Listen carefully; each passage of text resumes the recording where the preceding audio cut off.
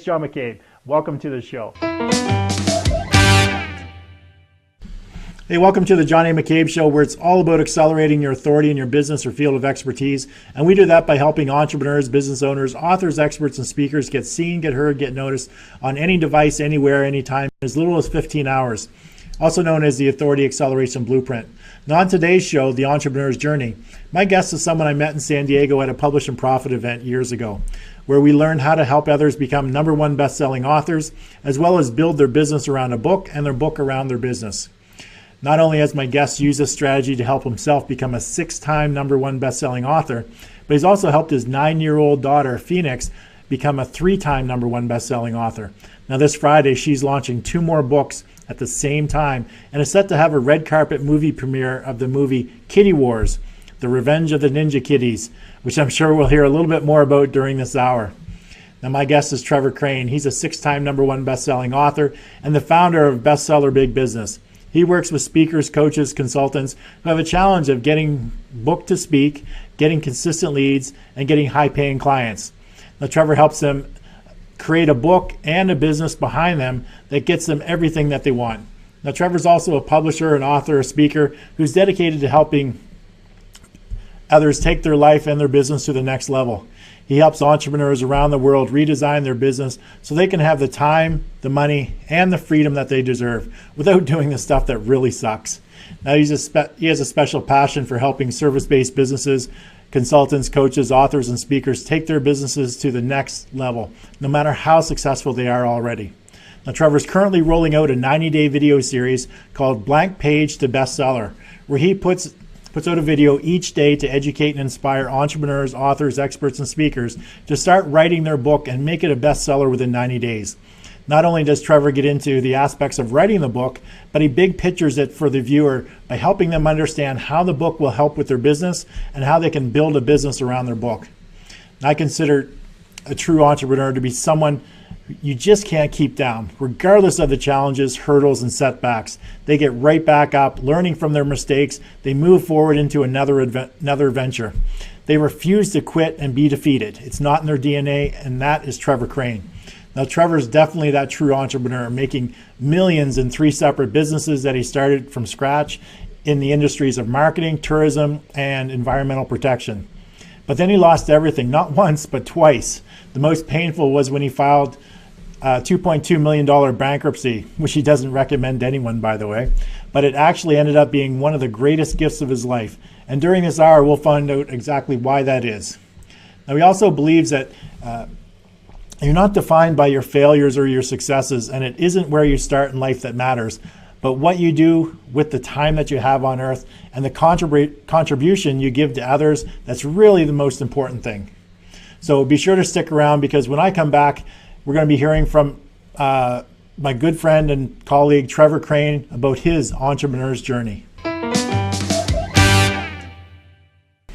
Hey, thanks for joining us today. Today is Entrepreneur's Journey, where we hear from an entrepreneur about their journey into entrepreneurship. These journeys are usually like roller coasters, filled with ups and downs, twists and turns, and sometimes they even get derailed. That's exactly what we have for you on today's show. My guest today is a true entrepreneur who's been riding the entrepreneur roller coaster for a long time now. He's been derailed twice. He lost millions both times and even had to file bankruptcy. So to say his journey is anything but smooth is an understatement. But in the true entrepreneurial fashion, he got up, dusted himself off, and just got back on and ready to take the next chapter of his entrepreneur journey head on. Now, Trevor Crane is a 6-time #1 best-selling author, the founder of Bestseller Big Business. He's also a publisher and speaker who is dedicated to helping his clients with their life and their business and taking their business to the next level. Now, he works with speakers, coaches, and consultants who have the challenge of getting clients, getting consistent leads, and getting booked to speak.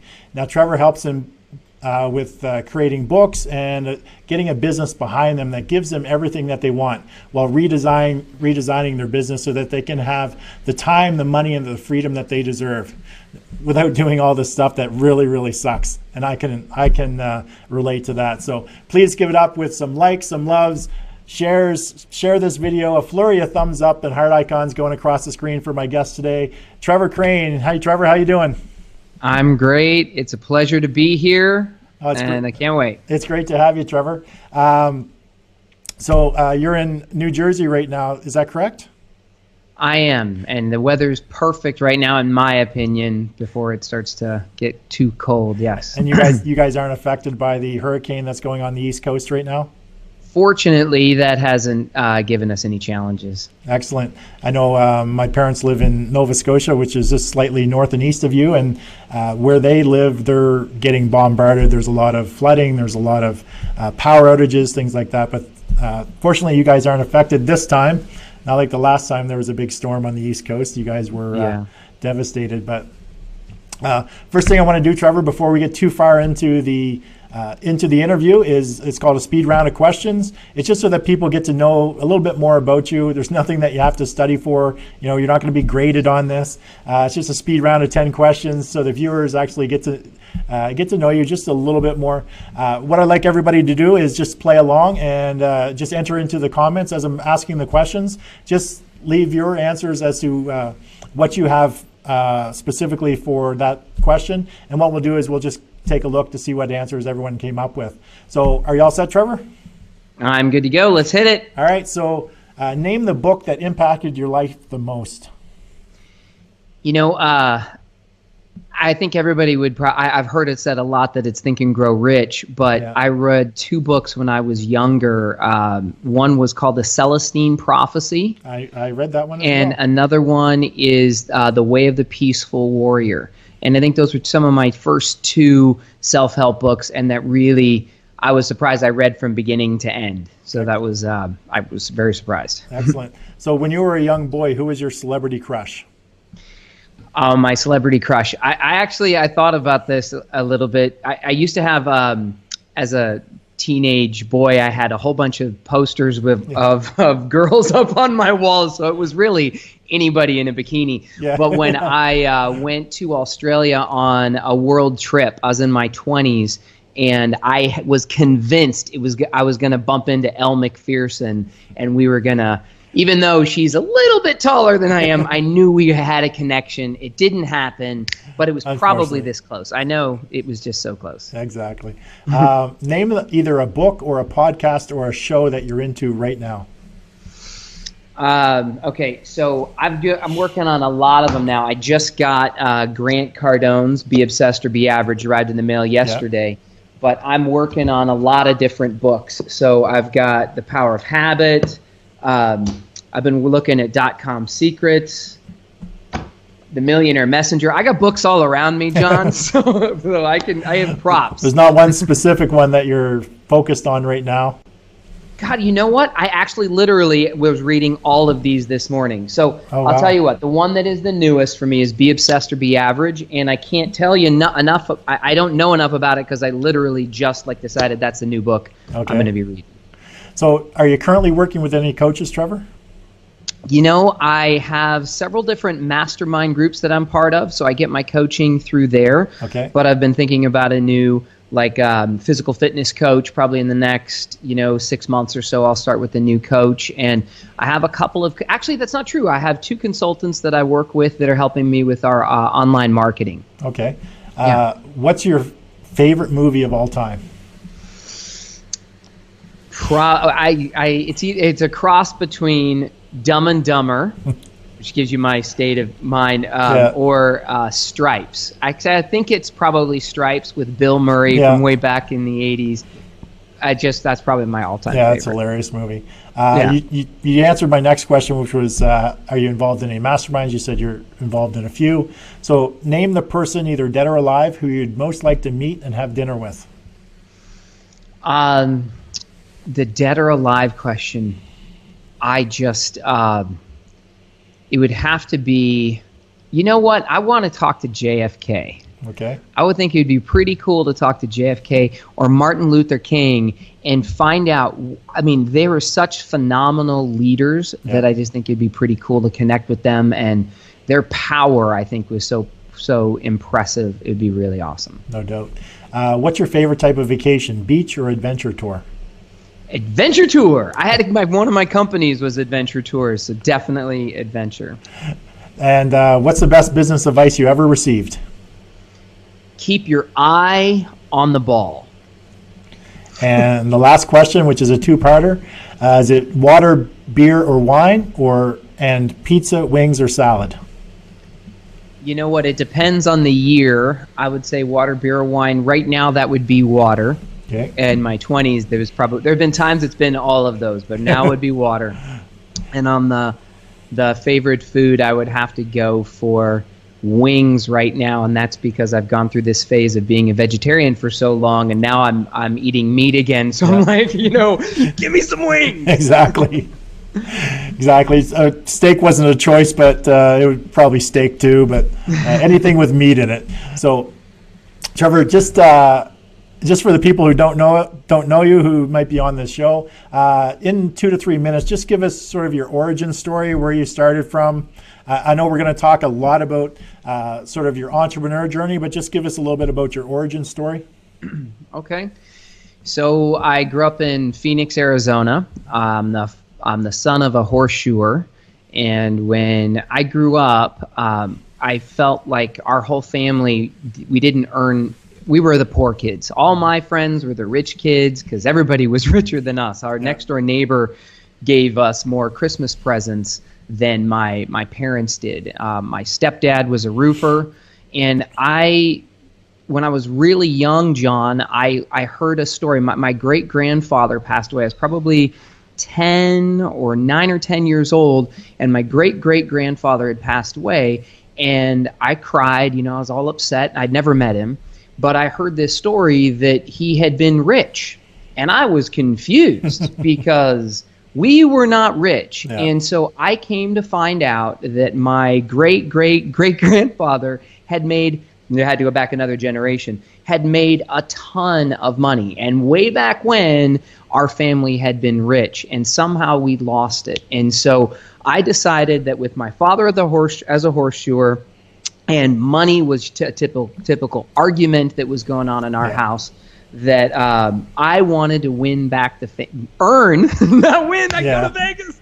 I wanted to earn back the family fortune. So when I went to school, I didn't really love school all that much, but I didn't love my home life even more. So I stayed at school as much as possible. I got involved in all the sports.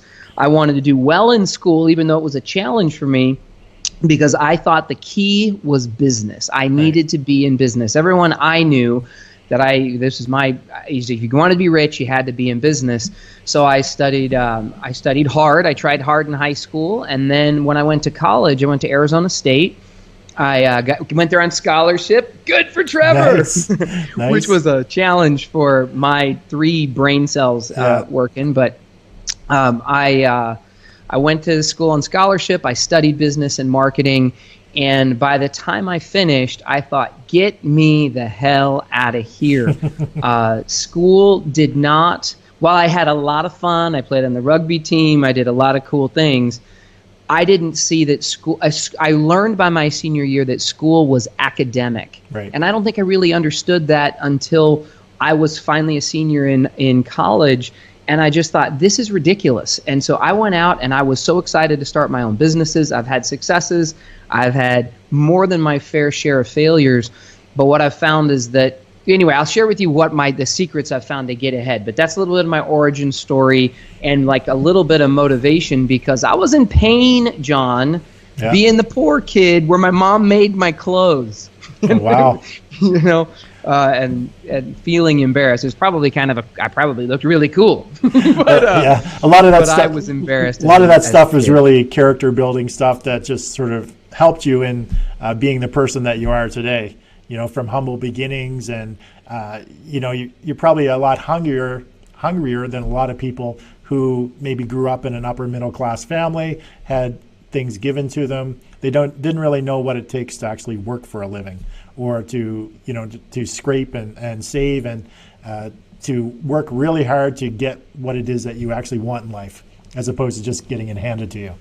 Yeah. So can you share with us a little bit about your journey with regards to starting your first business? What was the business? How did it start? Who was involved? How long did it last? And what happened to it?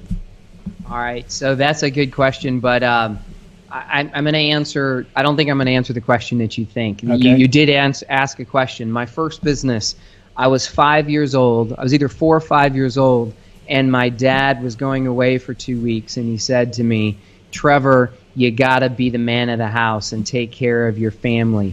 And so I decided I was going to start a business, and because that's what you have to do. Yeah. I don't know. That was my decision. And I went to the backyard and I found rocks, and I loved rocks. So I took these rocks and I took them to my next door neighbor's house, and I tried to sell them rocks because I needed to support the family, and now I'm in the rock selling business. So there's a part of me that believes I created the pet rock. Yeah. I just didn't put googly eyes on it or any of that silly stuff. I don't think I was in business very long, John, but I did earn something that first day that I think is typically this no man's land for many entrepreneurs, and it is I made a profit. And nice. I got addicted to that, and I had when I was in high school or grade school, I decided to bring candy to school and start selling it. I bought a bag of Jolly Ranchers and I sold them at $0.25 a piece or whatever it was, a nickel a piece so I could make a profit. So my whole life I've had businesses. My dad sat me down and said, Trevor, I'm going to teach you a trade, because if the world ever falls apart, there's going to be horses, and I'm going to teach you to become a horseshoer. So I was a horseshoer, and I said, this sucks, lifting 2,000-pound horses every day and standing underneath them and seeing all the pain and struggle that my dad went through with injuries. And my God, my dad is still a horseshoer today, and he still gets hurt by horses all the time. I was like, this is not my career path either. Although I can shoe a horse. Well, share with us your first $1 million business. What was that? Okay. How did it start? That's what I thought you wanted to know, but the other stuff is more fun. Okay, first $1 million business. I had a water sports company, and you asked the question about what was the most fun, whether I enjoy the beach or the adventure tours. That company was called Adventure Guides, and we took people out, and I had a parasail business. And that journey was, I was working at for Royal Caribbean Cruise. I grew up in Arizona, John, so I went and decided that I wanted to become a scuba instructor. So I traveled the world, became a scuba instructor, and then I was working in the Caribbean for Royal Caribbean Cruise Lines, and I wanted to start my own business. So I worked for Royal Caribbean for 2 years. I then decided to start my own water sports business, and in that first year of business, John, we had a lot of challenges. The first 2 weeks of business, I had somebody hit by lightning up in my parachute.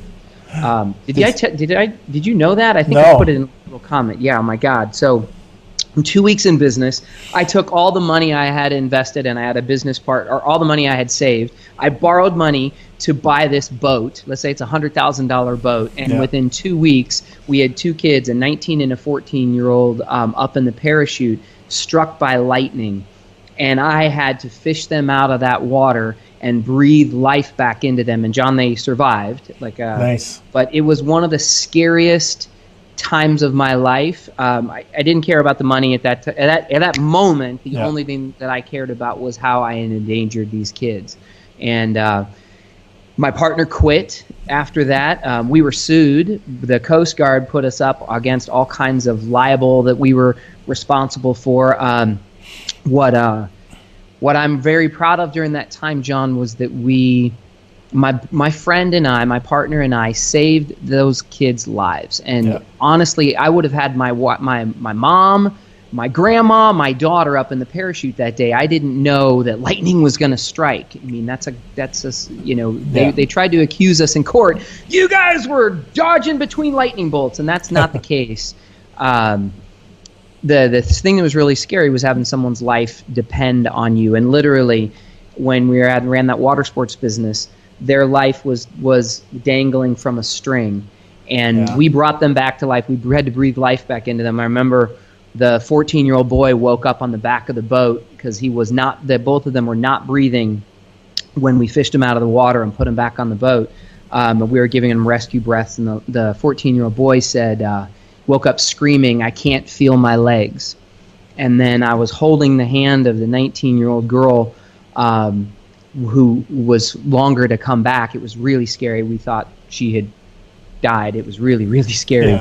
And I held her hand, and I I remember whispering to her that she was going to be okay. Like, I was the confidence rock. Yeah. And John, I felt like a liar because I had no freaking idea whether or not she was going to be okay. So that was the beginning of that $1 million business. Was we got hit by lightning shortly thereafter. My partner quit. Let me go back to the lightning story for 1 second. One of the greatest things about that was within 24 hours, the husband, the mother and daughter of those kids hugged us and said, "Thank you for saving our kids' lives." Nice. And all the stuff that went on with court and Coast Guard all worked out where we weren't liable for having, killed these kids. Fortunately. Yeah. So how long did you have that business after that, sort of, and how did it end up? You end up sort of losing it, or did you lose it in the lawsuit? Well, so when we went to court, we were in Coast Guard court, not in libel court. So okay. Which was fortunate. But my partner quit, and I had to buy him out. And that first year of business, we made $89,000 gross, and I had to go out and I had to cover a lot of expenses on that little amount of money. Right. And basically, John, I had to go get a job to support this business habit, like I was a freaking addict, I was on heroin or something. I had to go get a job. So for 6 months, I waited tables at night. I would shower on the beach. I'd run my boat all day. I'd shower on the beach. I'd run across the street and go wait tables until the wee hours of the morning. And after 6 months of feeling like I was going to die, I finally was like, I had to figure out how to crack this code. Like, I wasn't making that much money waiting tables. I thought if I could just find a way to make another $100 a day while I was out on my boat for these 8 hours, 10 hours, I'd be on my boat every day, that I wouldn't need to work this job. And it was at that point of stress when I was ready to lose everything. I went to the grocery store, and I took the last couple of bucks off of every card just to buy groceries. I'm like, $17 off of this one, $9 out. No, don't take 10. I only have 9 left. So it took about 2-3 years to turn that business around, and we got to the point where we started. I learned to sell. I learned to model success. And John, all my greatest creative ideas weren't what got me successful. I mean, I was pretty good, and every once in a while I have a great idea that will make money. But what helped us was I actually started copying and modeling success. I had a guy that I hired to come work on my boat for a few months from Hawaii, and they had been running a really successful multi-million-dollar water sports company. Lo and behold, I did what he said. We started making more money. Nice. And so I modeled success, and that's how we won. And I ran that business until I lost everything. That was took me about 7 years. 7 years, and then that one kind of failed. But it was awesome, and we had multiple locations, and I had adventure tours, scuba diving. We started branching out, and it was amazing, but it wasn't until I'd gone through all that pain, and specifically that time, those 6 months, even getting hit by lightning, really wasn't the business the catalyst. It was the pain I had, John, that I wasn't getting enough sleep. Yeah. 3 hours a night or whatever was killing me. And I finally was willing to learn to sell. I was so scared to sell. I don't know what it was. I couldn't package my things right. I couldn't price things right. Yeah. I was fighting things. And it was that pain that I finally was willing to go beyond what I thought was comfortable. Am I answering your question? I want to make sure I'm answering your question. Yeah. The only piece that you've missed out is how'd you lose it all? Oh yeah, John. So I would love to point the finger at other people and say that they were the reason that I failed. Oh, it's not like the economy or no. I would that. love to say that, but that's crap. So I had a business partner where I had a contract for the bulk of my business, and he actually owned the contract and I didn't. And ultimately I felt screwed because one day I was negotiating with him to get to run the whole business and take over his contract, and everything was going to go fine. We had been to the bank, and he was looking me in the eye and telling me, "Trevor, this is going to be yours. You've got everything, and you're going to do great." less than 5 days after we went to the bank together to talk about the loan where I'm taking over the business, he gave me a phone call right before our busiest season and said, I took somebody else is going to own the contract, and not only is he going to take the contract, so you won't get the whole business, he's got your contract, so the bulk of your assets are gone. So I lost my contract. He's like, you have 28 days notice, and you're done. Now, I had just worked 6 months of the hardest season we'd ever had, because it's a water sports business. Yeah. When the weather's bad, you didn't make money. No. And so we were just going into our spring season in Florida, where I was going to make the bulk of my profit, and he said, you're fired. And I lost everything. Now, the fault there of my fault was that for years, John, I'd been working with this guy, and he would lie to me, and I would lie to him. This was where I had to take responsibility for it. And he would say, okay, bullshit to me every day, and then I knew he was full of crap, but I just would give him bullshit back. And so we had this relationship where he'd lie to me and I'd lie to him. And I was really unhappy in that business because of that constant flack. Every single day he would make a phone call telling me some kind of bullshit, and then I would be doing the same thing back. And the truth is, I contributed to sabotaging that relationship through poor communication. Exactly. And that's really what it was. And overnight, I was toast. Yeah, it can happen just that fast. So Trevor, so after that venture failed, you ended up starting a second business. So tell us a little bit about that business, maybe in a little bit less time frame than the last one. Okay, you want a shorter answer here? Just a little bit shorter answer. Yeah, you're burning up all your time here. Okay, got it. So and I want to talk about your daughter, what your daughter's doing. So don't waste all this time talking about you. Don't waste all my time. All right. No, so really, so you had a second business, and tell us a little bit about that, how it went, how it ended. Okay, so that business, I felt a friend of mine started a street cleaning business, and I got excited because he had been in my industry but was working less hours and was making a better profit for his time. Okay. And so I said, hey brother, how do I do what you're doing? Because he was making 20 grand a month and he was working 20 hours a week. And I was working a lot more than that. So I basically started working with him. I said, can you teach me to do this? And that's that secret, John, that I told you about, is that if you find somebody who's got the success you've got, that you want, go get their help. And that's so right. He showed me how to do it. And with my help, we started a new franchise. And at one point, that was supposed to be our business, and we were starting the franchise together. And it didn't end up that way. I ended up being his first franchisee. But as he learned to make 40 grand a month and 60 grand a month and 80 grand a month, I learned to just follow it right on his coattails. And so we turned that street cleaning company into an environmental protection company, and we just expanded our clientele. And I went from selling a $50 product that I needed to sell a lot of to make $1 million to having maybe a dozen clients, and they were all over $100,000 clients. Nice. And then I had fewer clients. We made a lot more profit. And I just love that. It was just that was the first gift into the high-paying client realm, is that I like the combination of both, quite frankly, but it was so great to have a dozen clients at high levels that I could make money with. And we just scaled that really quickly. It took us about 2.5 years to build that. And then if you want to hear about that, how that failed. Yeah, I definitely want to hear about what happened with that one, because that one sounds like it's a great business. You know, you're making over $1 million a year, and you're working 20 hours a month. That sounds like a great business. Well, I mean, come on, I worked harder than that, but that was what I bought. I bought the idea that I could work 20 hours a week. Right. But I do remember I took a trip, John, to Fiji. I went out of town for probably 6 weeks, and I came back, and I'd still made a pile of money. My whole business was better than it was before I left, and I'd been in Fiji, Hawaii. I went to my dad's wedding.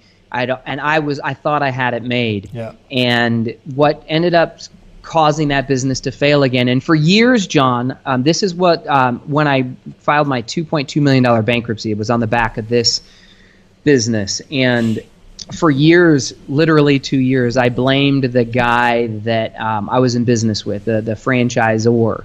And it took me a while to actually grow up enough to take responsibility for this one as well, is that we again had some poor communication. The truth was, about a year before I lost my business, he and I didn't start to see eye to eye, and I didn't like him anymore. Now, nothing had gone wrong. I just didn't like talking to him, hanging out with him, and so I just stopped communicating with him. Right. And I would only talk to him about business stuff. Our personal relationship kind of went south, and I just didn't have a lot of liking towards him or respect for him, and I just treated him as such. And so what happened is he thought that I was going to screw him, so instead he screwed me. So it was a poor communication thing on my side. I'm the one that initiated it, that started it. Now, I didn't break the law or do anything like that. Right. That's what he did first to me, and then we got in a big legal battle. This one was big. For a couple of years we fought, and then I eventually lost everything. I had 25 employees at one stage, and I had to let them all go, and it was devastating, and I lost my houses, I lost my cars, I lost the woman I was in love with. She left the state and took our 2-year-old daughter. Wow. And that was a tough one. That was definitely not a fun one, even though I feel like I'm smiling now when I'm telling you this. I'm so happy not happy I had to go through it, but I'm happy where I am today, I guess. But yeah, so there's a common theme in both of those situations, and one I'm sure that you've learned already is, plan for the divorce before you even start to date the business partner. Get yourself structured properly, having separate lawyers, making sure that any split, because I've actually gone through this a couple times myself, not to that specific level, but I've learned it as well. And thankfully, my business partner in the real estate investing, he's actually coach and mentor of people right across North America, and he built one of the largest education companies in Canada for real estate investing. They're very much in tune with protecting your assets, just like all the wealthiest people in the world.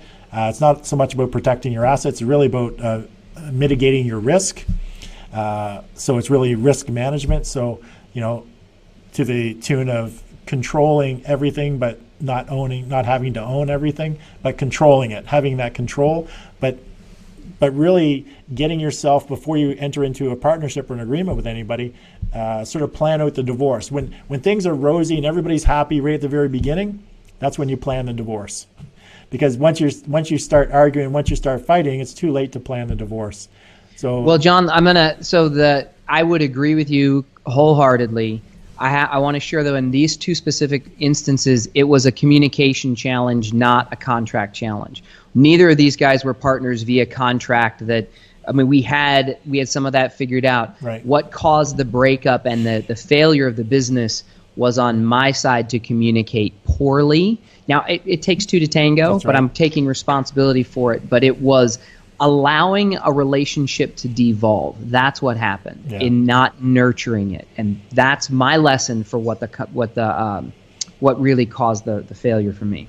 Excellent. So if you guys are just joining us, I'm speaking with Trevor Crane. He's a 6-time #1 best-selling author, the founder of Bestseller Big Business. He's also a publisher and speaker who's dedicated to helping his clients take their life and their business to the next level. Now, he works with speakers, coaches, and consultants who have the challenge of getting booked to speak, getting consistent leads, and getting high-paying clients.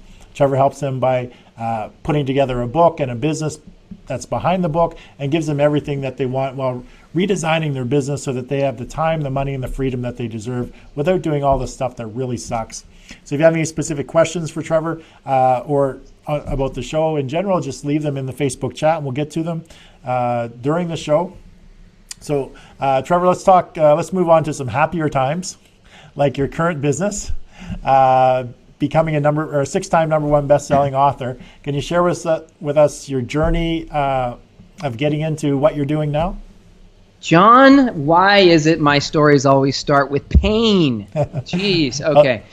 For over 20 years, I struggled to get my first book done for a variety of reasons. And so I made it a priority finally, okay, so that's a lot of time. I don't have time right now to tell you about 20 years, but finally it became a priority.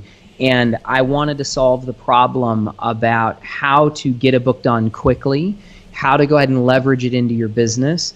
And I knew I needed to dial in all those things. So it was a few years ago that I finally decided to figure this out. I made it a passion, And I knew that books were the most powerful part of a marketing plan if you understood how to use them. So I just made it my obsession. I actually got into a fight with an argument with my wife about it, because at one stage I said, that's it.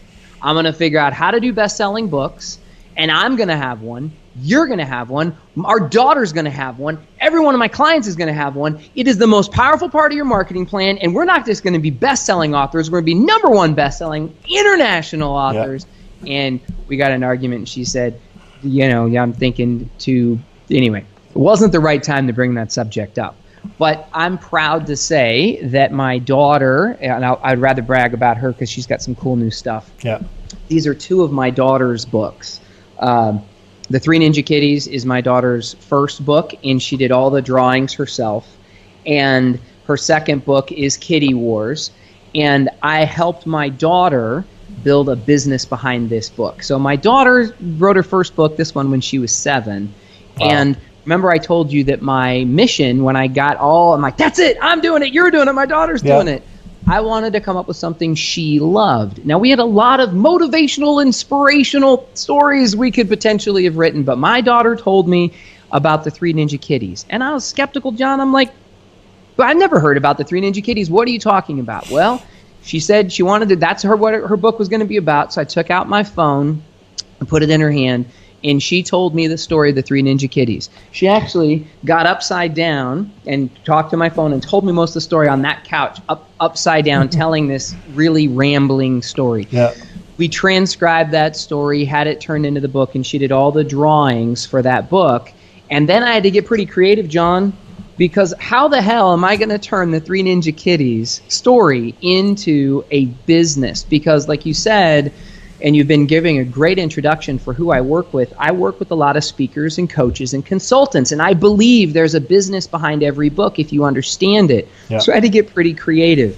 So the thing I'm most proud of right now is, in fact, my daughter's movie is coming out on Saturday, nice. Kitty Wars, and the business behind this is my daughter and I are now teaching. I keep looking for props.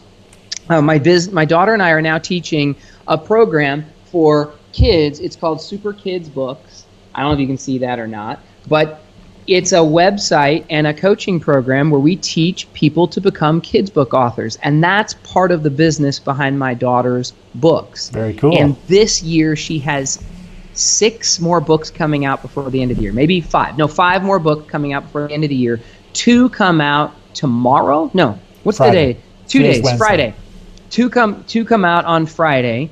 And all of them are used as lead magnets or bait to just get attention and teach kids how powerful it is that they can become authors. And so I believe there's a business behind every book if you understand it, and I made it my mission and purpose to figure it out and how to turn those books into your most powerful marketing tool. And that's what I'm excited about now. And John, on the back of this is really, I'm really tricking people into to growing their business. I think for people to have an ideal quality of life, I think that they need to figure out how to have an ideal business, like the business that they want to run and have. I think it's ideal business, ideal life. So I'm being tricky. I want to help someone with what most people don't have, is they don't have a best-selling book.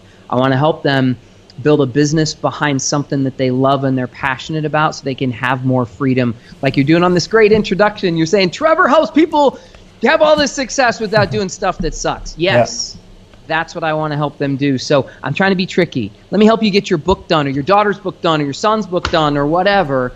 And then I'll figure out how to share with you all the strategies that helped me be successful in the different businesses I've had. Am I answering your question? I feel like I just take over and I start going crazy. That's all right. If you go off too much on a tangent, I'll stop you. But It's very entertaining and very educational. Now, since you were talking about your daughter, I noticed that there's so you have 2 books coming out in Friday, and the Kitty Wars movie launch on Saturday, the red carpet affair, and so you shared with us sort of your reason for her becoming a #1 bestseller is like everyone's going to be a #1 bestseller. That's, everyone in your family is going to be a #1 bestseller. So that sort of seemed like the reason behind it. But what was did she really have a reason? Was it something that you just wanted for her? Did she want it for herself? So how did sort of this Kitty Wars is just something that she made up? Tell us a little bit about sort of how her project all got started.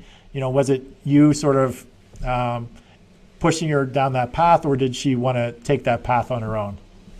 So what I think it's like a spark that turns into a fire. So as a parent, what I've done with my daughter is that if I see a spark, my job is to feed the fire. Yep. Now, I've definitely been the one that's led my daughter's campaign on books. But what I did was I found something that was intriguing to her.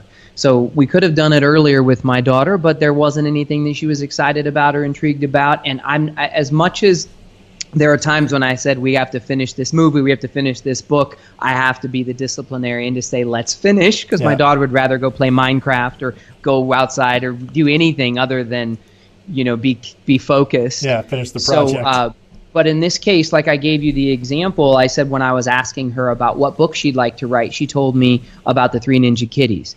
So is that something that she just came up with? Is it off the cuff of her top of her head? She lives with her mom during the week, so I have split custody with my daughter, and she has 3 kitties. Actually, she only has 2 left. One of them got hit by a car, so that's pretty sad.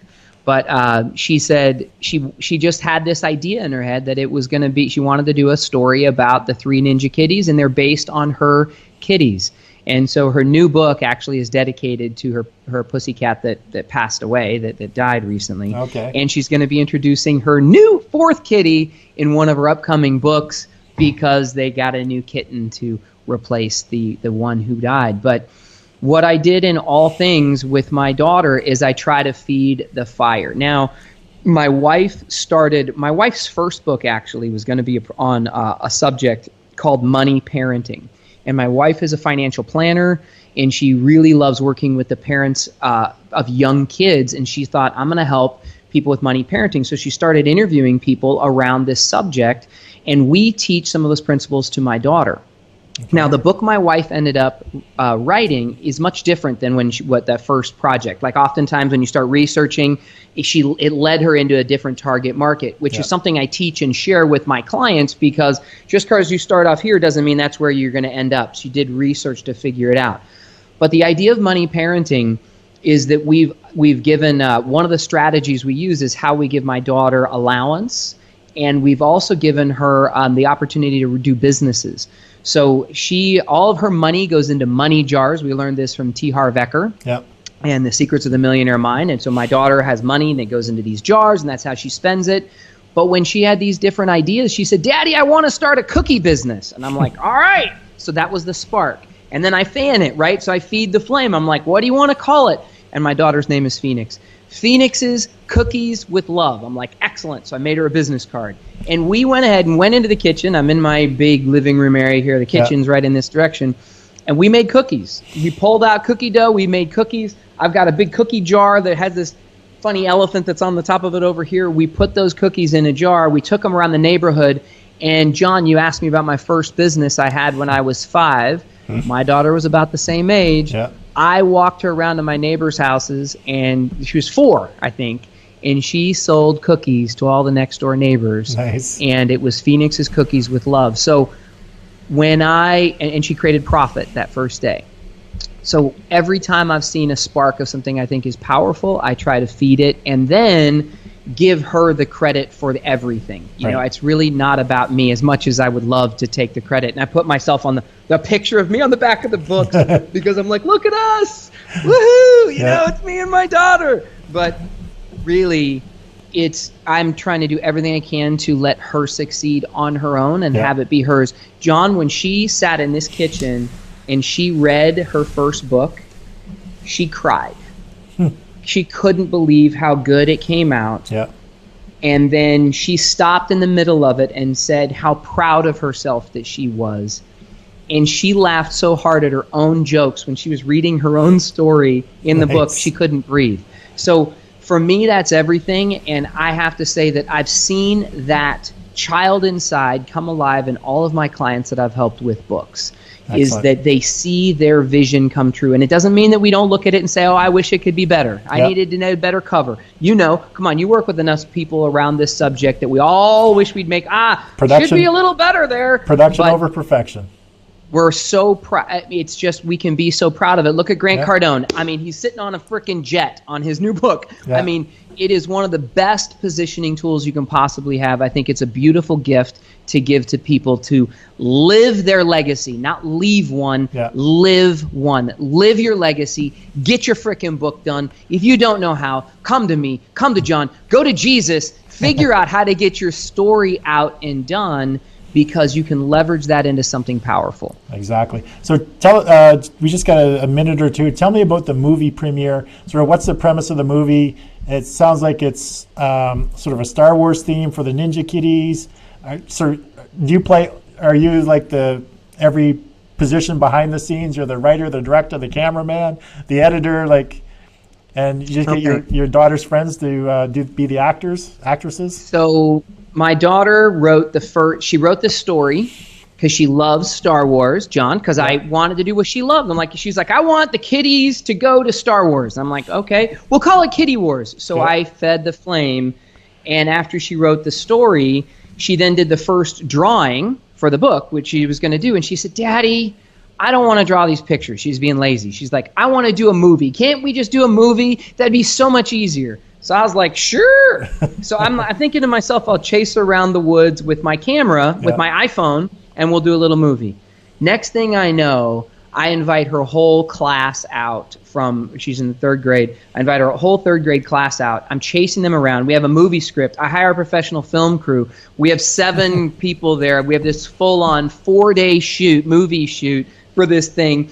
I dress up as Dog Vader, Jabba the Mutt. You know, I wear all these different costumes.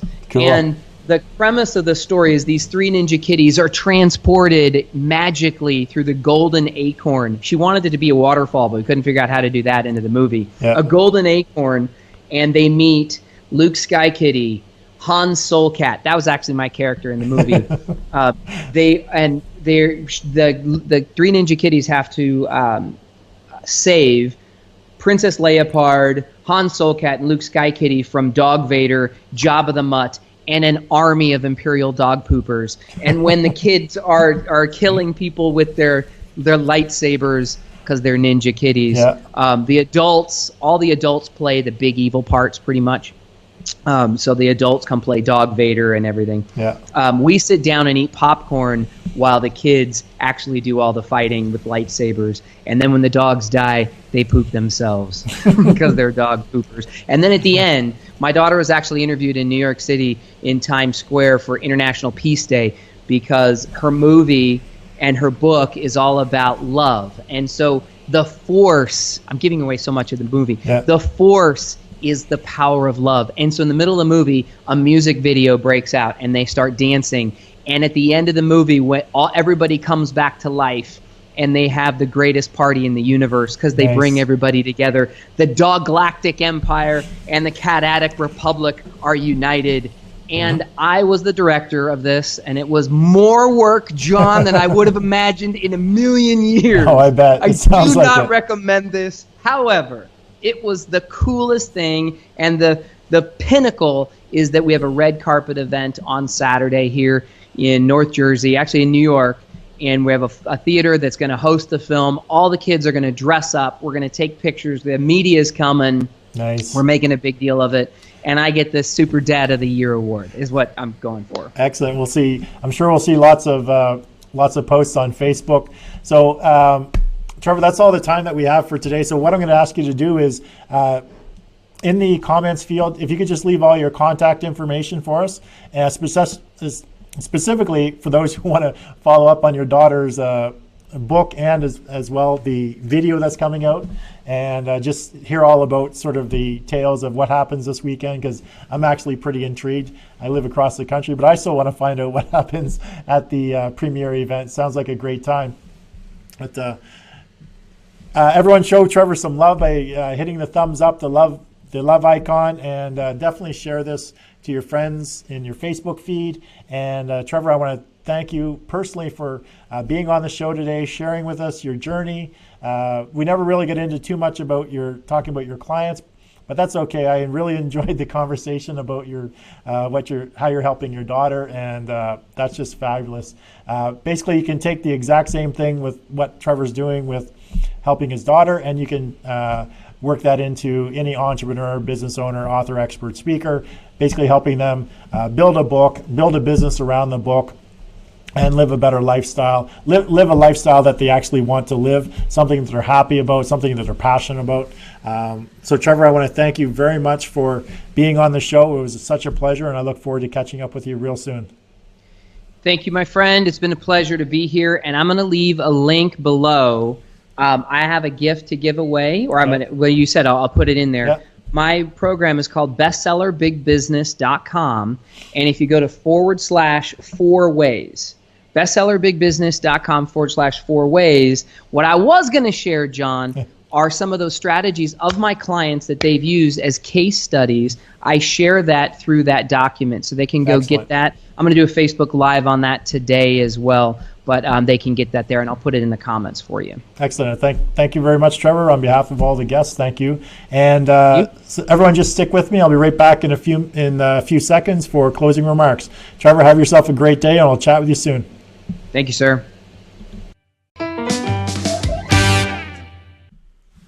Hey, thanks for joining me on today's John A. McCabe Show, where we work with entrepreneurs, business owners, authors, experts, and speakers, get seen, get heard, get noticed, anywhere, anytime, on any device, also known as the Authority Acceleration Blueprint. Now, if you're someone who is looking to take their business to the next level and would like to get some coaching advice, why not apply to be a guest on the show? For most entrepreneurs, we want to create our own life, create our own path, and do what we can to reach our desired outcome, which is generally freedom. Freedom to choose what we want to do, when we want to do it, and with whom we want to do it. A life that is full of options and choices, where we worry less about money and more about the quality of time that we spend with others. A great way to make that happen is to leverage other people's knowledge, time, and skills. Now, step one to reaching your freedom is to realize that you can't do it alone. Working with coaches or being involved in masterminds is a great way for entrepreneurs to move their business forward. A coach can help you shorten the time frame to get from where you are today to where you want to be, while being part of a mastermind is meant to bring entrepreneurs together, all with the goal of helping each other move their business forward. Now, the second step to create the life you envision for yourself as an entrepreneur is to implement systems into your business so you can streamline your operations, leverage systems, and free up your time to focus on your family, having fun, and the highest leverage activities in your business. You know, the activities that get you the biggest return of your time invested, the ones that really make you money. So sometimes we just don't know what systems that we actually need, or how to implement those systems, or even have the time to find out what is needed. Now, working with a coach or consultant that understands, uses, and specializes in systems that can streamline your operations can help you save time, aggravation, and make you more money. For example, having a system or strategy that allows you to leverage just 15 hours of your time into enough repurposed content to get you seen, get you heard, get you noticed, anywhere, anytime, on any device is a great example of leverage. Now just imagine where you just invest 15 hours of your time, and the end result is you're a #1 best-selling author, you have a successful podcast, and you have enough content to get you seen, heard, and noticed anywhere, anytime, on any device, automatically attracting more attention, giving more value, generating more leads, which enables you to attract an abundance of paying customers. Now, this is also known as the Authority Acceleration Blueprint. To find out more about the Authority Acceleration Blueprint, coaching program, or mastermind, then contact me via my website, johnamccabe.com, or connect with me through the show's Facebook page. Now, again, I want to thank you for joining me on the John A. McCabe Show, and I look forward to seeing you on tomorrow's show when we have another great guest on discussing their business and accelerating their authority. So have yourself an amazing day, and I look forward to seeing you real soon.